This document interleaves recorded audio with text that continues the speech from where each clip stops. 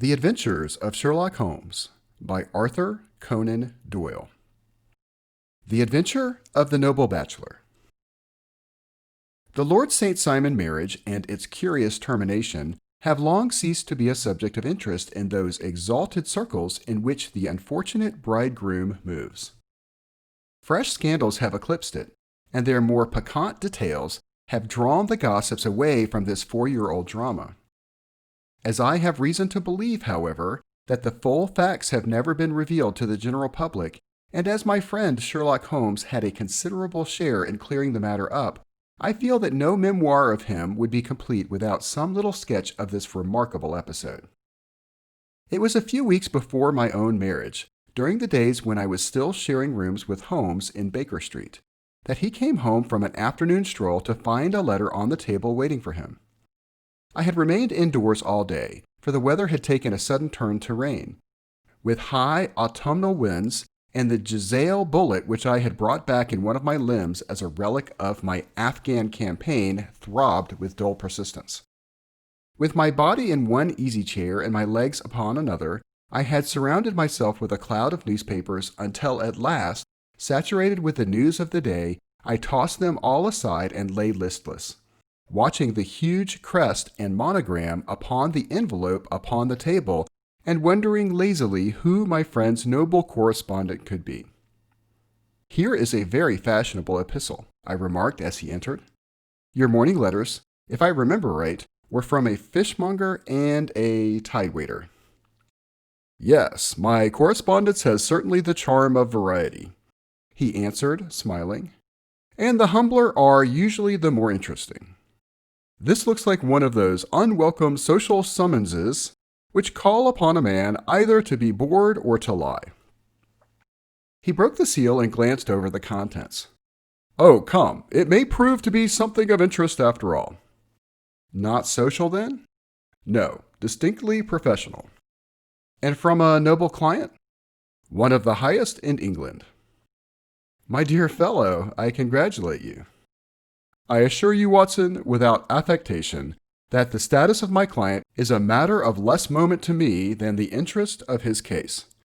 It is just possible, however, that also may not be wanting in this new investigation. You have been reading the papers diligently of late, have you not?" "It looks like it," said I ruefully, pointing to a huge bundle in the corner. "I have had nothing else to do." "It is fortunate, for you will perhaps be able to post me up. I read nothing except the criminal news and the agony column. The latter is always instructive. But if you have followed recent events so closely, you must have read about Lord St. Simon and his wedding." "Oh yes, with the deepest interest." "That is well. The letter which I hold in my hand is from Lord St. Simon. I will read it to you, and in return you must turn over these papers and let me have whatever bears upon the matter. This is what he says. "My dear Sherlock Holmes, Lord Backwater tells me that I may place implicit reliance upon your judgment and discretion. I have determined, therefore, to call upon you and to consult you in reference to the very painful event which has occurred in connection with my wedding. Mr. Lestrade, of Scotland Yard, is acting already in the matter, but he assures me that he sees no objection to your cooperation, and that he even thinks that it might be of some assistance. I will call at 4 o'clock in the afternoon, and should you have any other engagement at that time, I hope that you will postpone it, as this matter is of paramount importance. Yours faithfully, Robert St. Simon." It is dated from Grosvenor Mansions, written with a quill pen, and the noble lord has had the misfortune to get a smear of ink upon the outer side of his right little forefinger, remarked Holmes as he folded up the epistle. "He says 4 o'clock. It is 3 now. He will be here in an hour." "Then I have just time, with your assistance, to get clear upon the subject. Turn over those papers and arrange the extracts in their order of time, while I take a glance as to who our client is." He picked a red-covered volume from a line of books of reference beside the mantelpiece. "Here he is," said he, sitting down and flattening it out upon his knee. "Lord Robert Walsingham de Vere St. Simon, second son of the Duke of Balmoral. Arms, azure, 3 caltrops in chief over a fess sable. Born in 1846. He's 41 years of age, which is mature for marriage. Was undersecretary for the colonies in a late administration. The Duke, his father, was at one time Secretary for Foreign Affairs. They inherit Plantagenet blood by direct descent, and tutor on the distaff side. Ha! Well, there is nothing very instructive in all this. I think that I must turn to you, Watson, for something more solid. I have very little difficulty in finding what I want, said I, for the facts are quite recent, and the matter struck me as remarkable.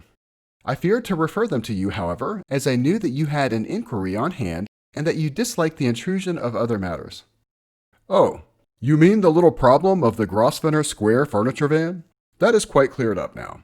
Though, indeed, it was obvious from the first. Pray, give me the results of your newspaper selections. Here is the first notice which I can find. It is in the personal column of the Morning Post, and dates, as you see, some weeks back. A marriage has been arranged, it says, and will, if rumor is correct, very shortly take place, between Lord Robert St. Simon, second son of the Duke of Balmoral, and Miss Hatty Doran, the only daughter of Aloysius Doran, Esquire, of San Francisco, California, USA. That is all. Terse and to the point, remarked Holmes, stretching his long, thin legs towards the fire. There was a paragraph amplifying this in one of the society papers of the same week. Ah, here it is. There will soon be a call for protection in the marriage market, for the present free trade principle appears to tell heavily against our home product. One by one, the management of the noble houses of Great Britain is passing into the hands of our fair cousins from across the Atlantic. An important addition has been made during the last week to this list of the prizes which have been borne away by these charming invaders. Lord St. Simon, who has shown himself for over 20 years proof against the little god's arrows, has now definitely announced his approaching marriage with Miss Hatty Doran, the fascinating daughter of a California millionaire.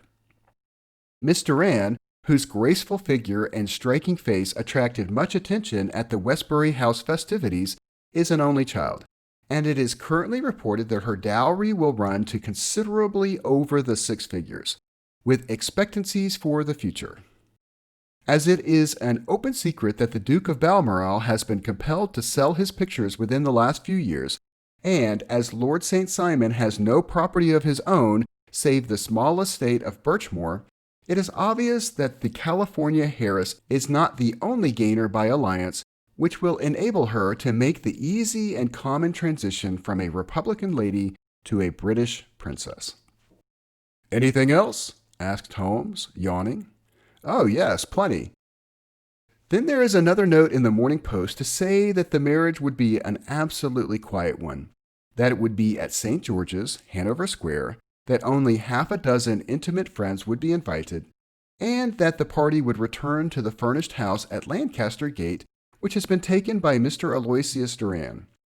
2 days later, that is, on Wednesday last, there is a curt announcement that the wedding had taken place, and that the honeymoon would be passed at Lord Backwater's place, near Petersfield. Those are all the notices which appeared before the disappearance of the bride. Before the what? Asked Holmes with a start. The vanishing of the lady. When did she vanish, then? At the wedding breakfast. Indeed, this is more interesting than it promised to be. Quite dramatic, in fact. Yes, it struck me as being a little out of the common. They often vanish before the ceremony, and occasionally during the honeymoon, but I cannot call to mind anything quite so prompt as this. Pray, let me have the details. I warn you that they are very incomplete. Perhaps we make them less so. Such as they are set forth in a single article of a morning paper of yesterday, which I will read to you. It is headed, Singular Occurrence at a Fashionable Wedding. The family of Lord Robert St. Simon has been thrown into the greatest consternation by the strange and painful episodes which have taken place in connection with his wedding. The ceremony, as shortly announced in the papers of yesterday, occurred on the previous morning, but it is only now that it has been possible to confirm the strange rumors which have been so persistently floating about. In spite of the attempts of the friends to hush the matter up, so much public attention has now been drawn to it that no good purpose can be served by affecting to disregard what is a common subject for conversation. The ceremony, which was performed at St. George's, Hanover Square, was a very quiet one, no one being present save the father of the bride, Mr. Aloysius Doran, the Duchess of Balmoral, Lord Backwater, Lord Eustace, and Lady Clara St. Simon, the younger brother and sister of the bridegroom, and Lady Alicia Whittington. The whole party proceeded afterwards to the house of Mr. Aloysius Doran at Lancaster Gate, where breakfast had been prepared. It appeared that some little trouble was caused by a woman whose name has not been ascertained, who endeavored to force her way into the house after the bridal party, alleging that she had some claim upon Lord St. Simon. It was only after a painful and prolonged scene that she was ejected by the butler and the footman. The bride, who had fortunately entered the house before this unpleasant interruption, had sat down to breakfast with the rest, when she complained of a sudden indisposition and retired to her room. Her prolonged absence having caused some comment, her father followed her, but learned from her maid that she had only come up to her chamber for an instant, caught up an ulster and bonnet, and hurried down to the passage. One of the footmen declared that he had seen a lady leave the house thus apparelled, but had refused to credit that it was his mistress, believing her to be with the company. On ascertaining that his daughter had disappeared, Mr. Aloysius Doran, in conjunction with the bridegroom, instantly put themselves in communication with the police, and very energetic inquiries are being made, which will probably result in a speedy clearing up of this very singular business. Up to a late hour last night, however, nothing had transpired as to the whereabouts of the missing lady.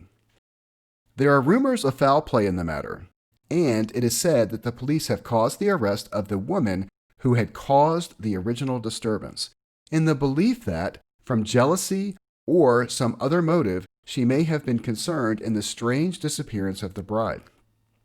And is that all? Only one little item in another of the morning papers, but it is a suggestive one. That Miss Flora Miller, the lady who had caused the disturbance, has actually been arrested.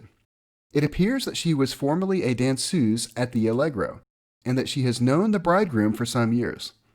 There are no further particulars, and the whole case is in your hands now, so far as it has been set forth in the public press. And an exceedingly interesting case it appears to be. I would not have missed it for worlds. But there is a ring at the bell, Watson, and as the clock makes it a few minutes after 4, I have no doubt that this will prove to be our noble client. Do not dream of going, Watson, for I very much prefer having a witness, if only as a check to my own memory. Lord Robert St. Simon, announced our page boy, throwing open the door. A gentleman entered with a pleasant, cultured face, high-nosed and pale, and something perhaps of petulance about the mouth, and with the steady, well-opened eye of a man whose pleasant lot it had been to command and to be obeyed. His manner was brisk, and yet his general appearance gave an undue impression of age, for he had a slight forward stoop and a little bend of the knee as he walked. His hair, too, as he swept off his very curly-brimmed hat, was grizzled round the edges and thin upon the top. As to his dress, it was very careful to the verge of foppishness, with high collar, black frock coat, white waistcoat, yellow gloves, patent leather shoes, and light-colored gaiters. He advanced slowly into the room, turning his head from left to right, and swinging in his right hand the cord which held his golden eyeglasses.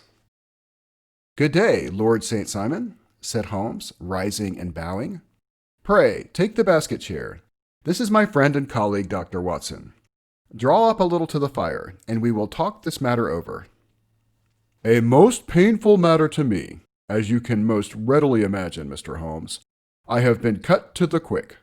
I understand that you have already managed several delicate cases of this sort, sir, though I presume that they were hardly from the same class of society." "No, I'm descending." "I beg pardon?" "My last client of this sort was a king." "Oh, really? I had no idea. And which king?" "The king of Scandinavia." "What? Had he lost his wife?" "You can understand," said Holmes suavely, that I extend to the affairs of my other clients the same secrecy which I promised to you in yours. Oh, of course. Very right, very right. I'm sure I beg pardon. As to my own case, I am ready to give you any information which may assist you in forming an opinion. Thank you. I have already learned all that is in the public prints, nothing more. I presume that I may take it as correct. This article, for example, as to the disappearance of the bride. Lord St. Simon glanced over it. Yes, it is correct as far as it goes. But it needs a great deal of supplementing before anyone could offer an opinion. I think that I may arrive at my facts most directly by questioning you. Pray do so. When did you first meet Miss Hatty Doran? In San Francisco a year ago. You were traveling in the States? Yes. Did you become engaged then? No. But you were on a friendly footing. I was amused by her society, and she could see that I was amused. Her father is very rich. He is said to be the richest man on the Pacific Slope. And how did he make his money? In mining. He had nothing a few years ago. Then he struck gold, invested it, and came up by leaps and bounds. Now, what is your own impression as to the young lady's, your wife's, character? The nobleman swung his glasses a little faster and stared down into the fire. You see, Mr. Holmes, said he, my wife was 20 before her father became a rich man. During that time she ran free in a mining camp and wandered through woods or mountains, so that her education has come from nature rather than from the schoolmaster. She is what we call in England a tomboy, with a strong nature, wild and free, unfettered by any sort of traditions. She is impetuous, volcanic, I was about to say. She is swift in making up her mind and fearless in carrying out her resolutions. On the other hand, I would not have given her the name which I have the honor to bear. He gave a little stately cough. Had I not thought her to be at bottom a noble woman. I believe that she is capable of heroic self-sacrifice and that anything dishonorable would be repugnant to her. Have you her photograph? I brought this with me. He opened up a locket and showed us the full face of a very lovely woman. It was not a photograph, but an ivory miniature. And the artist had brought out the full effect of the lustrous black hair, the large dark eyes, and the exquisite mouth. Holmes gazed long and earnestly at it. Then he closed the locket and handed it back to Lord St. Simon. The young lady came to London then, and you renewed your acquaintance? Yes, her father brought her over for this last London season. I met her several times, became engaged to her, and have now married her. She brought, I understand, a considerable dowry? A fair dowry, not more than is usual in my family. And this, of course, remains to you, since the marriage is a fait accompli? I really have made no inquiries on the subject. Very naturally not. Did you see Miss Doran on the day before the wedding? Yes. Was she in good spirits? Never better. She kept talking of what we should do in our future lives. Indeed. That is very interesting. And on the morning of the wedding? She was as bright as possible, at least until after the ceremony. And did you observe any change in her then? Well, to tell you the truth, I saw then the first signs that I had ever seen that her temper was just a little sharp. The incident, however, was too trivial to relate and can have no possible bearing upon the case. Pray, let us have it, for all that. Oh, it is childish. She dropped her bouquet as we went towards the vestry. She was passing the front pew at the time, and it fell over into the pew. There was a moment's delay, but the gentleman in the pew handed it up to her again, and it did not appear to be worse for the fall. Yet, when I spoke to her of the matter, she answered me abruptly, and, in the carriage on our way home, she seemed absurdly agitated over this trifling cause. Indeed. You say that there was a gentleman in the pew. Some of the general public were present then. Oh, yes, it is impossible to exclude them when the church is open. This gentleman was not one of your wife's friends? No, I call him a gentleman by courtesy, but he was quite a common-looking person. I hardly noticed his appearance. But really, I think that we are wandering rather far from the point. Lady St. Simon, then, returned from the wedding in a less cheerful frame of mind than she had gone to it. What did she do on re-entering her father's house? I saw her in conversation with her maid. And who is her maid? Alice is her name. She is an American and came from California with her. A confidential servant? A little too much so. It seemed to me that her mistress allowed her to take great liberties. Still, of course, in America they look upon these things in a different way. How long did she speak to this Alice? Oh, a few minutes. I had something else to think of. You did not overhear what they said? Lady St. Simon said something about jumping a claim. She was accustomed to use slang of the kind. I have no idea what she meant. American slang is very expressive sometimes. And what did your wife do when she finished speaking to her maid? She walked into the breakfast room. On your arm? No, alone. She was very independent in little matters like that. Then, after we had sat down for 10 minutes or so, she rose hurriedly, muttered some words of apology, and left the room. She never came back. But this maid, Alice, as I understand, deposes that she went to her room, covered her bride's dress with a long ulster, put on a bonnet, and went out. Quite so, and she was afterwards seen walking into Hyde Park in company with Flora Miller, a woman who is now in custody, and who had already made a disturbance at Mr. Doran's house that morning. Ah, yes. I should like a few particulars as to this young lady, and your relations to her. Lord St. Simon shrugged his shoulders and raised his eyebrows. We have been on a friendly footing for some years. I may say on a very friendly footing. She used to be at the Allegro. I have not treated her ungenerously, and she had no just cause of complaint against me. But you know what women are, Mr. Holmes. Flora was a dear little thing, but exceedingly hot-headed and devotedly attached to me. She wrote me dreadful letters when she heard that I was about to be married, and, to tell the truth, the reason why I had the marriage celebrated so quietly was that I feared lest there might be a scandal in the church. She came to Mr. Doran's door just after we returned, and she endeavored to push her way in, uttering very abusive expressions towards my wife, and even threatening her. But I had foreseen the possibility of something of the sort, and I had 2 police fellows there in private clothes, who soon pushed her out again. She was quiet when she saw that there was no good in making a row. Did your wife hear all this? No, thank goodness she did not. And she was seen walking with this very woman afterwards? Yes, that is what Mr. Lestrade of Scotland Yard looks upon as so serious. It is thought that Flora decoyed my wife out and laid some terrible trap for her. Well, it is a possible supposition. You think so too? I did not say a probable one, but you do not yourself look upon this as likely. I do not think Flora would hurt a fly. Still, jealousy is a strange transformer of characters. Pray, what is your own theory as to what took place? Well, really, I came to seek a theory, not to propound one. I have given you all the facts. Since you ask me, however, I might say that it has occurred to me as possible that the excitement of this affair, the consciousness that she had made so immense a social stride, had the effect of causing some little nervous disturbance in my wife. In short, that she had become suddenly deranged?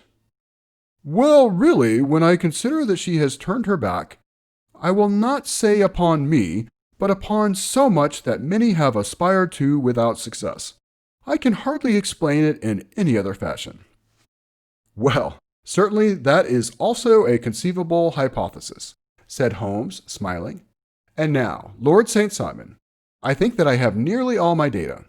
May I ask whether you were seated at the breakfast table so that you can see out of the window? We could see the other side of the road and the park. Quite so. Then I do not think that I need to detain you longer. I shall communicate with you. Should you be fortunate enough to solve this problem, said our client, rising, I have solved it. Eh? What was that? I say that I have solved it. Where, then, is my wife? That is detail which I shall speedily supply. Lord St. Simon shook his head. I am afraid that it will take wiser heads than yours or mine, he remarked, and bowing in a stately, old-fashioned manner, he departed. "It is very good of Lord St. Simon to honor my head by putting it on a level with his own," said Sherlock Holmes, laughing. "I think that I shall have a whiskey and soda and a cigar after all this cross-questioning. I had formed my conclusions as to the case before our client came into the room." "My dear Holmes!" "I have notes of several similar cases, though none, as I remarked before, which were quite as prompt.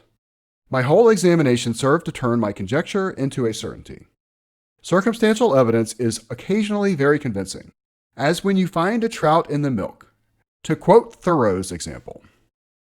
But I have heard all that you have heard, without, however, the knowledge of pre-existing cases which serves me so well. There was a parallel instance in Aberdeen some years back, and something on very much the same lines at Munich the year after the Franco-Prussian War. It was one of these cases. But, hello, here is Lestrade. Good afternoon, Lestrade. You will find an extra tumbler upon the sideboard, and there are cigars in the box." The official detective was attired in a pea jacket and cravat, which gave him a decidedly nautical appearance, and he carried a black canvas bag in his hand. With a short greeting, he seated himself and lit the cigar which had been offered to him. "What's up, then?" asked Holmes, with a twinkle in his eye. "You look dissatisfied." "And I feel dissatisfied. It is this infernal St. Simon marriage case. I can make neither head nor tail of the business." "Really, you surprise me." "Who ever heard of such a mixed affair? Every clue seems to slip through my fingers. I have been at work upon it all day." "And very wet it seems to have made you," said Holmes, laying his hand upon the arm of the pea jacket. "Yes, I have been dragging the Serpentine." "In heaven's name, what for?" "In search of the body of Lady St. Simon." Sherlock Holmes leaned back in his chair and laughed heartily. "Have you dragged the basin of Trafalgar Square fountain?" he asked. "Why? What do you mean?" "Because you have just as good a chance of finding this lady in the one as in the other." Lestrade shot an angry glance at my companion. "I suppose you know all about it," he snarled. "Well, I have only just heard the facts, but my mind is made up." "Oh, indeed. Then you think that the Serpentine plays no part in the matter?" "I think it very unlikely." "Then perhaps you will kindly explain how it is that we found this in it." He opened his bag as he spoke, and tumbled onto the floor a wedding dress of watered silk, a pair of white satin shoes, and a bride's wreath and veil, all discolored and soaked in water. "There," said he, putting a new wedding ring upon the top of the pile. "There is a little nut for you to crack, Master Holmes." "Oh, indeed," said my friend, blowing blue rings into the air. "You dragged them from the Serpentine?" "No, they were found floating near the margin by a park keeper. They have been identified as her clothes, and it seemed to me that if the clothes were there, the body would not be far off." "By the same brilliant reasoning, every man's body is to be found in the neighborhood of his wardrobe. And pray, what did you hope to arrive at through this?" "At some evidence implicating Flora Miller in the disappearance." "I am afraid you will find it difficult." "Are you indeed now?" cried Lestrade with some bitterness. "I am afraid, Holmes, that you are not very practical with your deductions and your inferences. You have made 2 blunders in as many minutes. This dress does implicate Miss Flora Miller." "And how?" "In the dress is a pocket. In the pocket is a card case. In the card case is a note. And here is the very note." He slapped it down upon the table in front of him. "Listen to this. You will see me when all is ready. Come at once. F.H.M."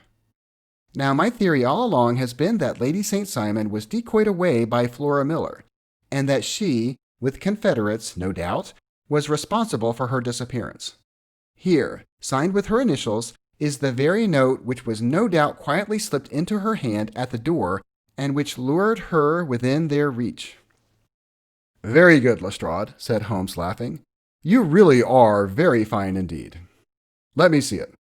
He took the paper in a listless way, but his attention instantly became riveted, and he gave a little cry of satisfaction. "This is indeed important," said he. "Ha! You find it so?"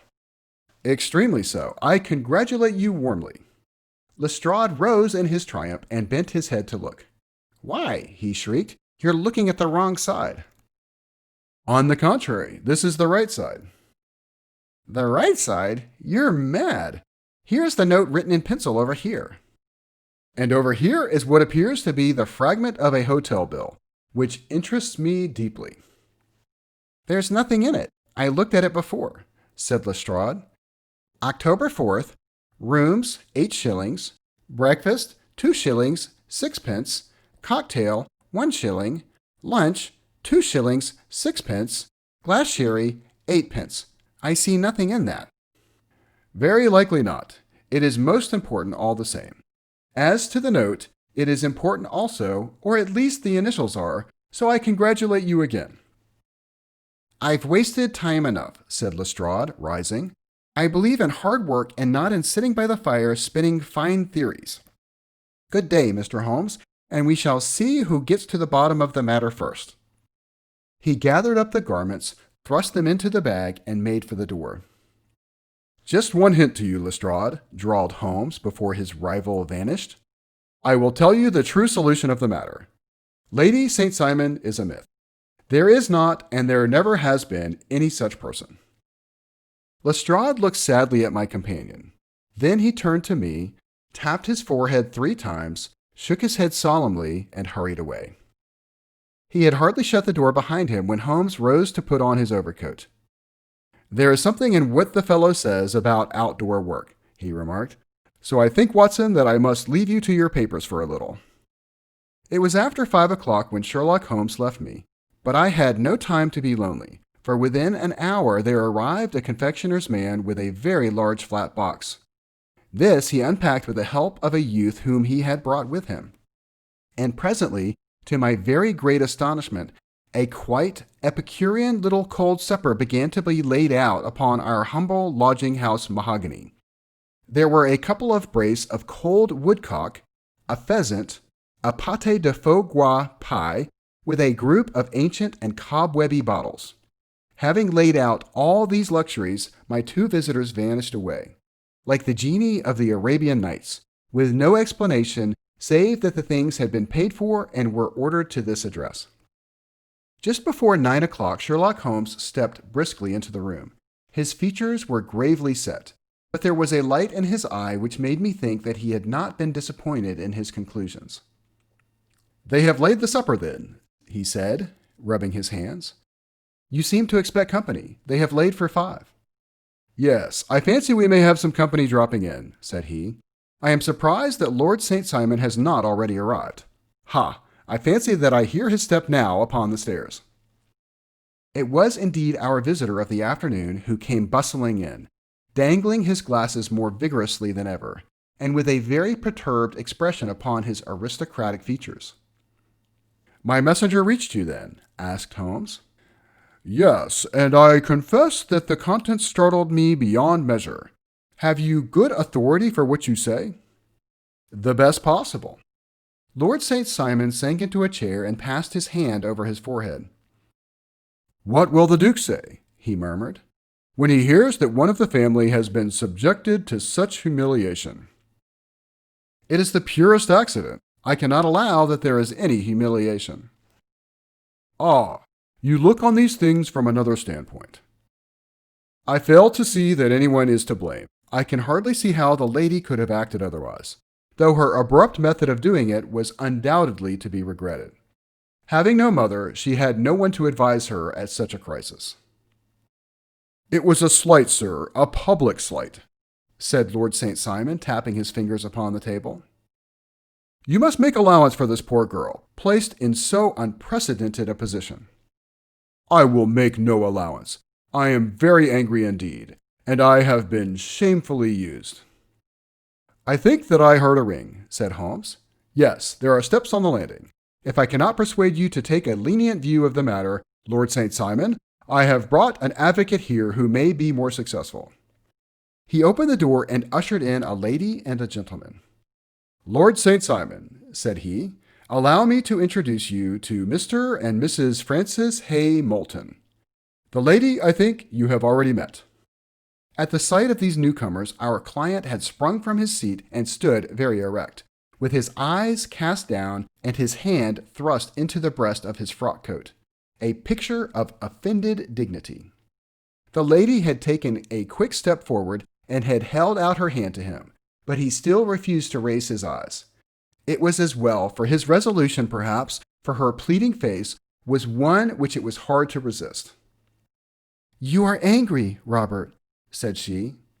"Well, I guess you have every cause to be." "Pray, make no apology to me," said Lord St. Simon bitterly. "Ah, yes, I know that I have treated you real bad, and that I should have spoken to you before I went. But I was kind of rattled, and from the time when I saw Frank here again, I just didn't know what I was doing or saying.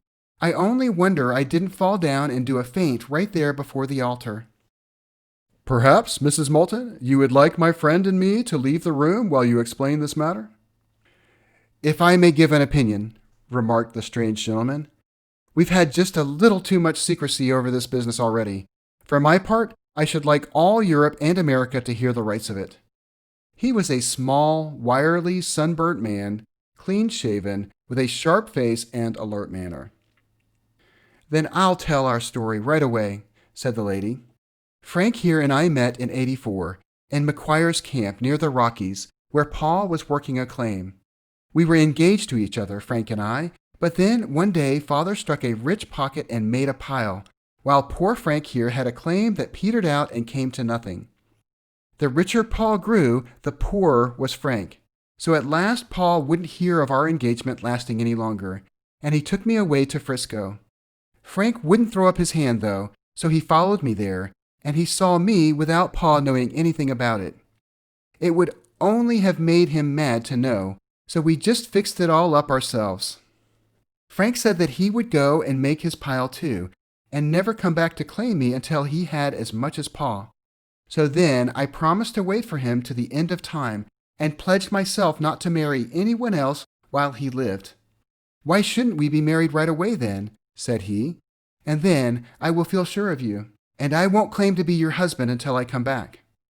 Well, we talked it over, and he had fixed it up so nicely, with a clergyman all ready and waiting. We just did it right there, and then Frank went off to seek his fortune, and I went back to Paul. The next I heard of Frank was that he was in Montana, and that he was prospecting in Arizona, and then I heard of him from New Mexico. After that came a long newspaper story about how a miners' camp had been attacked by Apache Indians, and there was my Frank's name among the killed. I fainted dead away, and I was very sick for months after. Pa thought I had a decline and took me to half the doctors in Frisco. Not a word of news came for a year and more, so that I never doubted that Frank was really dead. Then Lord St. Simon came to Frisco, and we came to London, and a marriage was arranged, and Paul was very pleased. But I felt all the time that no man on this earth would ever take the place in my heart that had been given to my poor Frank. Still, if I had married Lord St. Simon, of course I'd have done my duty by him.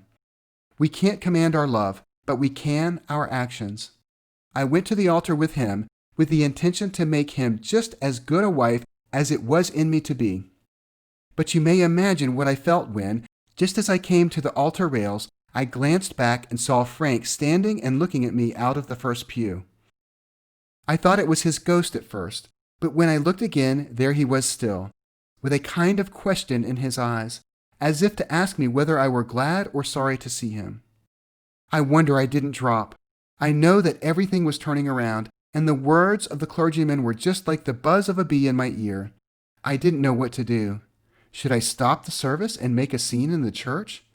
I glanced at him again, and he seemed to know what I was thinking, for he raised his finger to his lips to tell me to be still. Then I saw him scribble on a piece of paper, and I knew that he was writing me a note. As I passed his pew on the way out, I dropped my bouquet over to him, and he slipped the note into my hand when he returned me the flowers. It was only a line asking me to join him when he made the sign to me to do so. Of course, I never doubted for a moment that my first duty was now to him, and I determined to do just whatever he might direct. When I got back, I told my maid, who had known him in California, and had always been his friend. I ordered her to say nothing, but to get a few things packed and my ulster ready. I know I ought to have spoken to Lord St. Simon, but it was dreadful hard before his mother and all those great people. I just made up my mind to run away and explain afterwards. I hadn't been at the table 10 minutes before I saw Frank out of the window at the other side of the road. He beckoned to me and then began walking into the park. I slipped out, put on my things, and followed him. Some woman came talking something or other about Lord St. Simon to me. Seemed to me, from the little I heard, as if he had a little secret of his own before marriage also. But I managed to get away from her and soon overtook Frank. We got into a cab together, and away we drove to some lodgings he had taken in Gordon Square. And that was my true wedding after all those years of waiting. Frank had been a prisoner among the Apaches, had escaped, came on to Frisco, found that I had given him up for dead, and had gone to England, followed me there, and had come upon me at last on the very morning of my second wedding. "I saw it in a paper," explained the American. "It gave the name and the church, but not where the lady lived."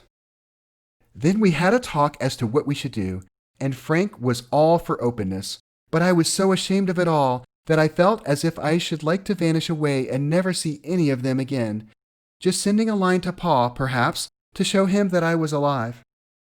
It was awful to me to think of all those lords and ladies sitting round that breakfast table and waiting for me to come back. So Frank took my wedding clothes and things and made a bundle of them, so that I should not be traced, and dropped them away somewhere where no one could find them. It is likely that we should have gone on to Paris tomorrow, only that this good gentleman, Mr. Holmes, came round to us this evening, though how he found us is more than I can think. And he showed us very clearly and kindly that I was wrong and that Frank was right, and that we should be putting ourselves in the wrong if we were so secret. Then he offered to give us a chance of talking to Lord St. Simon alone, and so we came right away round to his rooms at once. Now, Robert, you have heard it all, and I am very sorry if I have given you pain, and I hope that you do not think very meanly of me.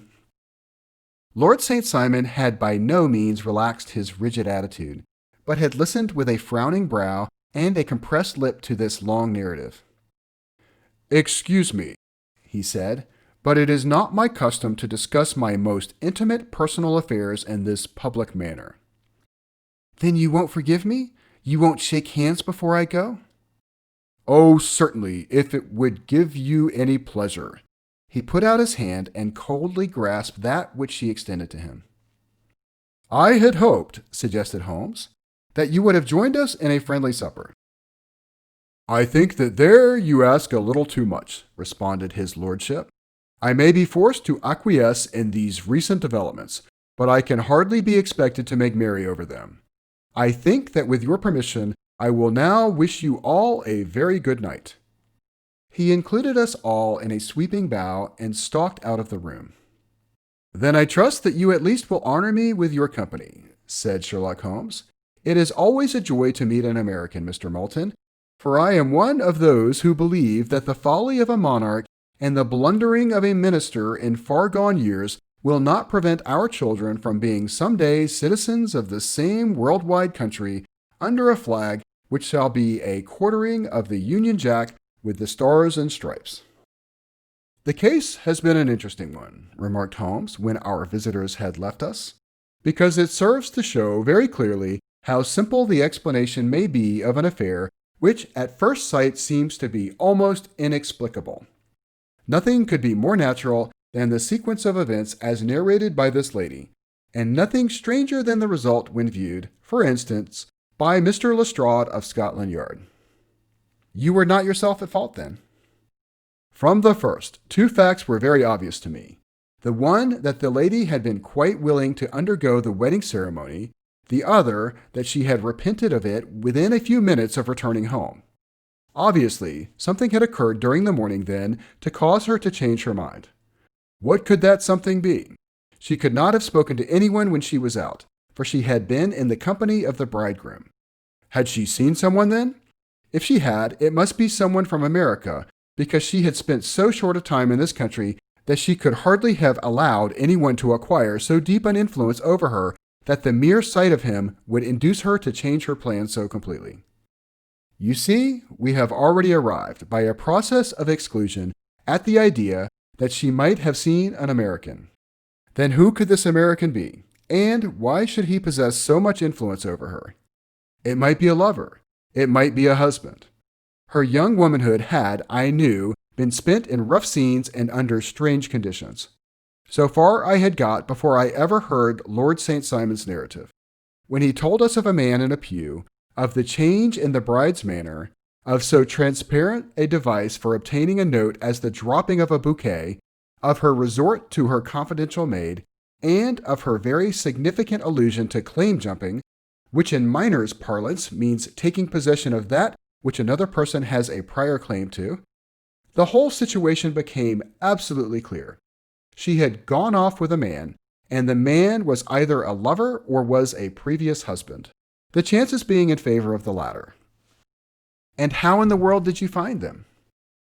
It might have been difficult, but friend Lestrade held information in his hands, the value of which he did not himself know. The initials were, of course, of the highest importance, but more valuable still was it to know that within a week he had settled his bill at one of the most select London hotels. How did you deduce the select? By the select prices. 8 shillings for a bed and 8 pence for a glass of sherry pointed to one of the most expensive hotels. There are not many in London which charge at that rate. In the second one which I visited in Northumberland Avenue, I learned by an inspection of the book that Francis H. Moulton, an American gentleman, had left only the day before, and on looking over the entries against him, I came upon the very items which I had seen in the duplicate bill. His letters were to be forwarded to 226 Gordon Square, so thither I traveled, and being fortunate enough to find the loving couple at home, I ventured to give them some paternal advice and to point out to them that it would be better in every way that they should make their position a little clearer both to the general public and to Lord St. Simon in particular. I invited them to meet him here, and, as you see, I made him keep the appointment. But with no very good result, I remarked. His conduct was certainly not very gracious. Ah, Watson, said Holmes, smiling, perhaps you would not be very gracious either, if, after all the trouble of wooing and wedding, you found yourself deprived in an instant of wife and of fortune. I think that we may judge Lord St. Simon very mercifully, and thank our stars that we are never likely to find ourselves in the same position. Draw your chair up and hand me my violin, for the only problem we have still to solve is how to while away these bleak autumnal evenings.